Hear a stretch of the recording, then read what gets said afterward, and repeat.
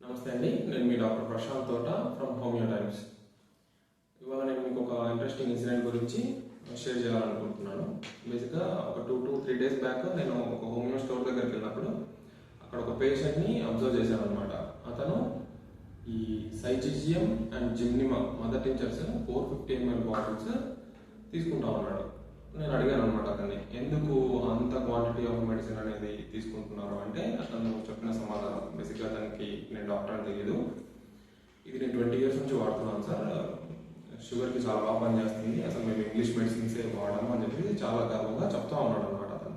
నాకు ఒక రకంగా హ్యాపీగా అనిపించినప్పటికీ కొంచెం బాధ కూడా అనిపించింది. ఎందుకు అంటే అతను almost 45 to 50 years age group మధ్యలో ఉంటాడు.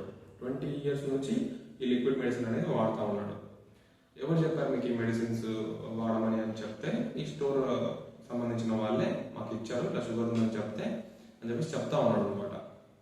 ఇక్కడ ఇదేంటి అంటే అతనితో నేను మాట్లాడినప్పుడు వాళ్ళ పేరెంట్స్ అండ్ గ్రాండ్ పేరెంట్స్కి కూడా షుగర్ అనేది ఉంది. సో ఇతనికి ఎర్లీ ఏజ్లోనే షుగర్ అనేది అటాక్ అయింది.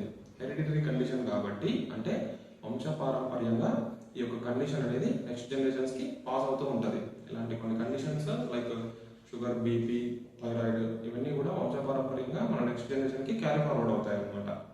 ఇలాంటి కండిషన్స్లో ఎర్లీగా అటాక్ అయినప్పుడు మనము ఈ మదర్ టించర్స్ మీద, స్పెసిఫిక్ మెడిసిన్స్ మీద ఆధారపడడం కంటే కూడా ఒకసారి డాక్టర్ని అప్రోచ్ అయ్యి కాన్స్టిట్యూషనల్ వే ఆఫ్ ట్రీట్మెంట్ అనేది తీసుకోగలిగితే మనము ఈ లిక్విడ్ మెడిసిన్స్ కానివ్వచ్చు, లేకపోతే స్పెసిఫిక్ మెడిసిన్స్ కానీ ఈ ఇయర్స్ టుగెదర్ వాడాల్సినటువంటి అవసరం అనేది ఉండదు అనమాట. చాలా తొందరగానే మీకు మంచి రిజల్ట్ అనేది ఉంటుంది.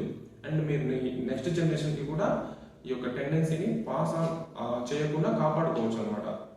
బట్ ఈ యొక్క మెడిసిన్స్, లిక్విడ్ మెడిసిన్స్ వాడడం వల్ల పెద్దగా యూజ్ ఉండదు. మీ షుగర్ కంట్రోల్లో ఉంటుంది, బట్ ఆ టెండెన్సీని అయితే మీరు తగ్గించలేరు. నెక్స్ట్ జనరేషన్కి ఆటోమేటిక్గా యాజ్ యూజువల్గా పాస్ ఆన్ అవుతూనే ఉంటుంది. బట్ నేను ఇక్కడ ఏమంటానంటే చూజ్ వైజ్లీ, అంటే మీరు ప్రాపర్గా ఏ కైండ్ ఆఫ్ ట్రీట్మెంట్ని ఎంచుకుంటున్నాము, అది హోమియోపతిని అయినప్పటికీ ఎలా ఉంటుంది అంటే లైక్ కాన్స్టిట్యూషనల్ వే ఆఫ్ అప్రోచ్ని ఫాలో అయినప్పుడు పర్మనెంట్ రిజల్ట్స్ కానీ బెటర్ రిజల్ట్స్ కానీ ఉంటాయి.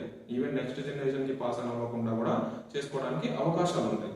అలా కాకుండా నార్మల్గా స్పెసిఫిక్స్ అండ్ స్కిల్డ్ వాళ్ళ దగ్గర తీసుకుంటే బేసిక్గా అది నెక్స్ట్ జనరేషన్కి పాస్ ఆన్ అవ్వడం ఒకటి, ప్లస్ మీరు దాన్ని కంటిన్యూస్గా వాడాల్సి వస్తుంది అనమాట. ఇయర్స్ టుగెదర్ వాడాల్సి వస్తుంది. జస్ట్ లైక్ అదర్ ట్రీట్మెంట్స్ ఎలాగైతే ఉంటాయో వాటిలాగానే మీరు లైఫ్ లాంగ్ వాడాల్సి వస్తుంది అనమాట. సో మీరు నాకు సజెషన్ ఏంటి అంటే ప్రాపర్గా ఒక డాక్టర్ని కన్సల్ట్ అయ్యి ట్రీట్మెంట్ అనేది తీసుకుంటే, కాన్స్టిట్యూషనల్ వే ఆఫ్ అప్రోచ్ అనేది ఫాలో అవ్వగలిగితే మీకు బెటర్ రిజల్ట్స్ అనేది ఉంటాయి.